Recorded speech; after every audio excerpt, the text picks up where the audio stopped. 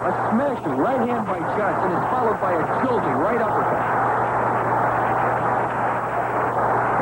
Champion Johnson is getting a $60,000 guarantee for this title defense, by far the biggest ever made to date.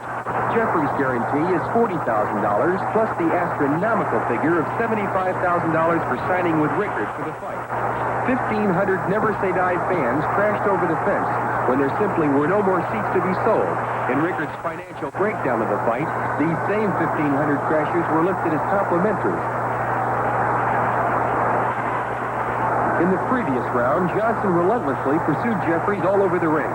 Here in round 15, he rushes Jeff against the ropes and lands a hard right uppercut. He follows it up with 3 left hooks, and Jeffries goes down for the first time in his entire professional career. The crowd leaps to its feet at the shock of what's happened. Jeff rises and gets hit with a smashing left hook, which sends him out of the ring. Jeff keeps second with the help of a fan, lifts him to his feet. Johnson rushes Jeffries across the ring, where he floors Jeff with a paralyzing right to the head. Rickard steps between the two fighters as Sam Berger, in dark vest and hat, rushes in and stops the fight to save Jeffries from further punishment. This startling conclusion puts an end to the most dramatic heavyweight championship fight in the last 75 years.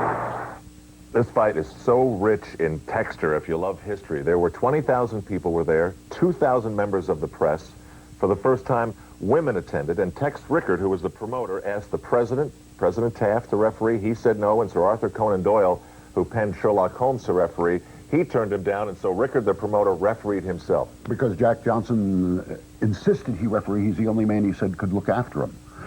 He looked after him, but in the 15th round, he couldn't look after Jeffries, as you saw. How about women for the first time? And how about they built boxes for the women with curtains, $50 a ticket, the whole kit and caboodle. Hey, $50 is a lot now. This is 1910. These are Taft dollars. This was important.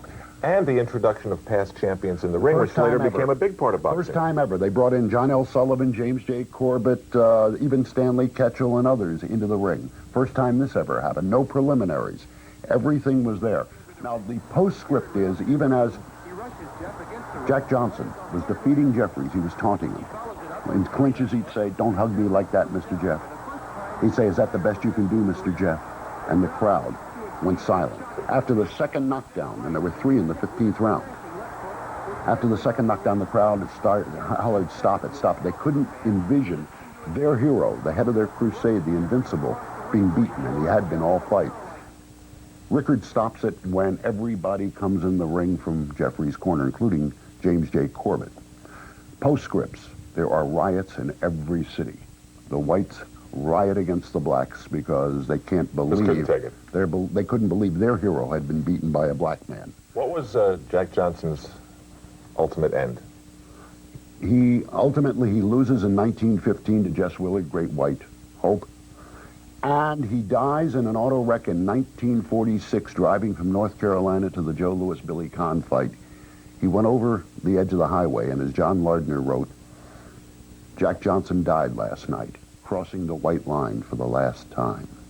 Well, as we search through boxing history, maybe we've also found the man who invented trash talking, Jack Johnson. Jim Jeffries, without a doubt, a fight of the century. Fights of the Century weighs in with Joe Louis and Muhammad Ali. But up next, Jack Dempsey fights for the title here on Classic Sports.